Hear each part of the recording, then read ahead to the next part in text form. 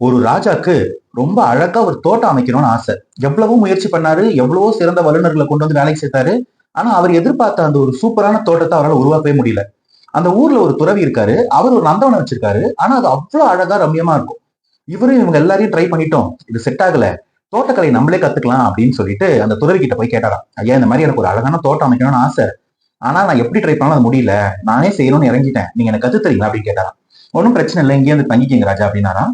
அந்த ராஜாவும் ஒரு 6 மாசம் அந்த துறவியோட அந்த நந்தவனத்திலேயே தங்கி ஒவ்வொரு சின்ன சின்ன டெக்னிக், எப்படி விதைய தேர்ந்தெடுக்கிறாரு, எப்படி பராமரிக்கிறாரு, எப்படி பாத்துக்கிறாரு, ஒவ்வொன்றையும் கத்துக்கிட்டாராம்.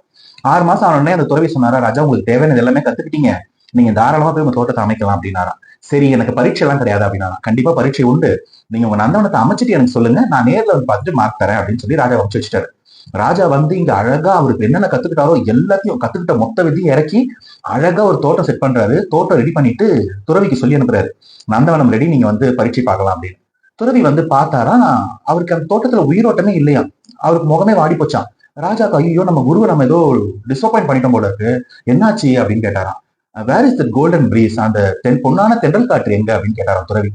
புரியல அப்படின்னாரா. இந்த தோட்டத்துல உயிரோட்டமே இல்ல, ஒரு பூச்சி இல்ல, ஒரு குளவி இல்ல, ஒரு தேனி பட்டாம்பூச்சி ஒண்ணுமே இல்ல, காய்ந்த சருகுகள், மரத்துல இருந்து விழுந்த இலைகள், பூக்கள் எதுவுமே காணும். இவ்வளவு சுத்தமா ஏன் பெருக்கி வச்சிருக்கீங்க, டைல்ஸ் போட்ட மாதிரி இருக்கு அப்படின்னாரா.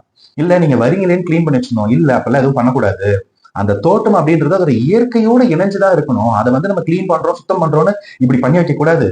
விழக்கூடிய இலைகளும் பூக்களும் தான் அடுத்து வரக்கூடிய செடிகளுக்கு உரமா மாறும். அதனால இயற்கையை இயற்கையா விட்டு வைக்கிறதா உண்மையான அழகு அப்படின்னாராம். நம்மளாம் கூட அப்படிதான் லைஃப்ல நமக்கு ஒரு விஷயத்த பிடிச்சிருக்குதுன்னா அதை அப்படியே ஏத்துக்காம இன்னும் அதை எப்படி நமக்கு ஏத்த மாதிரி மாத்திட்டே இருக்கணும் அப்படின்னு ட்ரை பண்ணிட்டே இருக்கும். ஒரு நாள் அந்த விஷயத்துல இருக்க உயிரோட்டம் போயிடும். அதுக்கப்புறம் அது அழகா இருந்தும் பிரோஜனம் எல்லாம் போயிடும். அதனால இயற்கையில எல்லாமே அழகுதான். அந்த அழகை அப்படியே ரசிக்கிறதும் ஏத்துக்கிறதும் தான் இயற்கையா இருக்கும்.